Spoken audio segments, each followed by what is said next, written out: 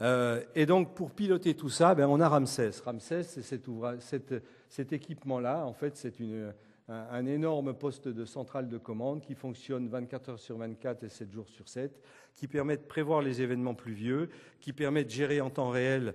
Alors, depuis que je sais qu'il y a du temps réel dur et du temps réel mou, nous, on va créer le temps réel humide. Hein. Et on a la gestion en temps différé également, puisque après, ça permet de travailler sur tout ce qu'on a engrangé au cours de l'événement. Et puis, ça permet de mobiliser des moyens humains importants. Alors, tout cet équipement de la communauté urbaine a été développé en partenariat avec Lyonnaise des Eaux, à qui la communauté urbaine a délégué la gestion de son réseau d'assainissement. Donc, les moyens de prévision, c'est en liaison avec l'image radar de Météo France. Hein, donc on a toute une série d'informations qui arrivent de Météo France. On a un système qui s'appelle Calamar qui permet d'intégrer, je vais vous en parler tout de suite après, l'image radar et la pluviométrie au sol. Et puis on a la prévision des marées également, qui est un élément important pour la gestion des pluies. Alors Calamar, c'est ça. C'est-à-dire que Calamar est un système développé par un bureau d'études parisien qui permet, à partir de l'image qui est enregistrée par le radar de météo, et de faire la corrélation avec les quantités de pluie qui sont mesurées au même moment sur les pluviographes qui sont installés. Donc vous voyez ici, vous reconnaissez le bassin aquitain, ici, donc c'est très important parce que ça nous permet de voir arriver les événements qui, dans la majorité des cas, arrivent depuis le golfe de Gascogne. Et puis on a comme ça sur le territoire de la communauté urbaine, vous reconnaissez ici la boucle de la Garonne, on a comme ça la répartition de la pluie donnée par le radar par maille de 200 mètres. En temps réel également, donc on mesure la pluviométrie. On a 49 pluviographes qui sont sur la cube, dont 29 qui sont télétransmis en temps réel, ce qui nous permet de tracer les hiérogrammes de pluie, qui nous permet de tracer également les isoïètes, je vais vous les montrer tout à l'heure. Et puis au point de vue limnimétrie, on a des mesures sur les collecteurs, parce que le principe majeur, c'est quand même de stocker l'eau dans des bassins pour pouvoir la relarguer sans que ça crée d'inondations à l'aval. Donc on est en mesure permanente des niveaux d'eau à l'aval pour pouvoir asservir les niveaux de débit à ces ouvrages-là. La couverture pluviographique, donc vous voyez qu'on a toute cette répartition de pluviographes sur la cube. Et puis à une cinquantaine de kilomètres ici, on a installé une ceinture de pluvio pour pouvoir calibrer l'image radar, être certain que ce que mesure le radar correspond à une pluie réelle, avant que ça arrive sur Bordeaux. Alors, un des intérêts de Ramsès également, ça permet de savoir si l'orage qui arrive, il va passer à côté de Bordeaux ou s'il va passer sur Bordeaux. Ça permet de mobiliser les équipes, de mettre du personnel d'astreinte ou de ne pas les mettre d'astreinte si la direction que ça prend évite la cube. La mesure de la pluie. Je vais faire un petit paragraphe là-dessus parce que c'est quelque chose de très important aujourd'hui, cette indication de mesure de pluie.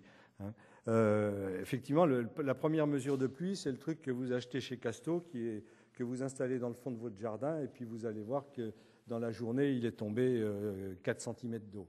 Bon, on a des outils un peu plus précis, mais cette précision est quand même très importante. C'est que ici, ça a été fait par nos collègues de Marseille, et c'est la mesure de la même pluie avec trois équipements différents. Un premier pluviographe qui a une intensité un pas de temps de 6 mm.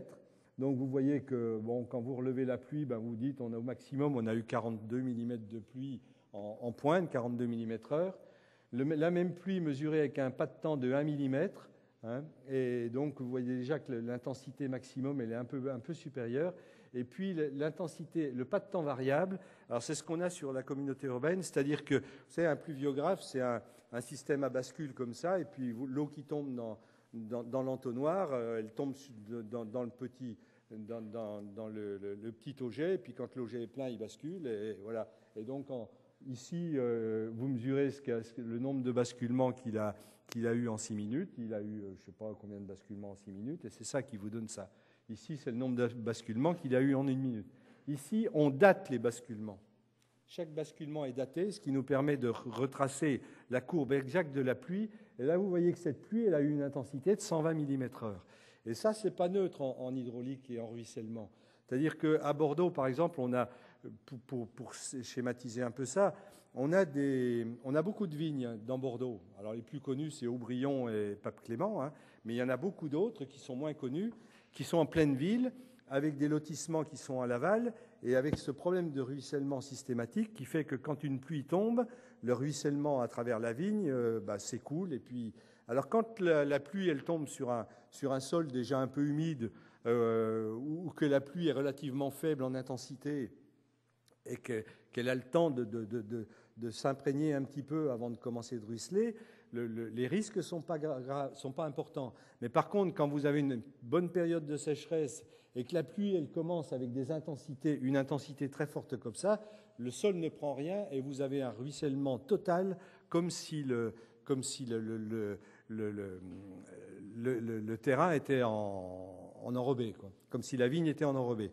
Donc c'est un élément qui est extrêmement important à prendre en compte dans nos dimensionnements d'ouvrage. Donc voilà les isoyettes qu'on obtient sur Ramsès. C'est que sur la cube, alors vous reconnaissez la Garonne qui est comme ça, et puis la rocade qui est ici. Donc toutes les 5 minutes, on a la répartition spatiale de la pluie sur le territoire communautaire, ce qui nous permet d'envoyer des équipes d'astreinte aux endroits où on a les intensités maximales. Hein, pour indicatif, ici, là, on est dans des intensités qui sont aux alentours de 60 mm/h. Donc c'est déjà des orages très très forts. Juste cette image qui est assez intéressante, qui montre que sur un territoire, toutes les 5 minutes, la pluie peut se déplacer de façon extrêmement importante avec des intensités très variables, et que les cellules orageuses n'ont pas une action forcément rectiligne. Hein. Donc là, vous voyez effectivement que sur l'événement 5 minutes par 5 minutes, c'est intéressant de savoir comment ça se comporte sur le territoire. Et les hiétogrammes, ça, alors aujourd'hui, ils sont représentés d'une autre manière sur Ramsès, mais je garde cette courbe-là parce qu'elle est intéressante. Il s'agissait d'un événement très important qu'on a connu les 8 et 9 août 92. Hein. Je vous ai dit tout à l'heure que l'origine de la lutte contre les inondations sur Bordeaux, c'était en 82. Et là, on est en 92, 10 ans après. Et là, on a eu 3 orages successifs avec des intensités décennales. Hein. On a eu un premier épisode important, et puis on a vu, grâce à Ramsès, qu'une nouvelle cellule orageuse était arrivée sur le golfe de Gascogne. On a eu le temps de vider nos bassins pour les remplir lorsque la deuxième cellule orageuse est arrivée sur Bordeaux. On a eu le temps de les vider pour se préparer à la 3e cellule orageuse qu'on avait vue arriver. En 24 heures, on a rempli 3 fois nos bassins. Le lendemain, le soir même et le lendemain dans Sud-Ouest et à la télé, il n'y en avait que pour Pau et Bayonne qui avaient pris 111 mm pour l'un et 96 mm pour l'autre et qui avaient 1 mètre d'eau dans les rues. Nous, on avait pris 133 mm et personne n'en parlait. Donc nous avons fait une conférence de presse pour expliquer qu'à Bordeaux, il avait plu aussi, et que c'était toutes les réalisations de la Cube depuis 10 ans qui avaient permis d'éviter qu'on décolle une nouvelle fois les étiquettes des bouteilles.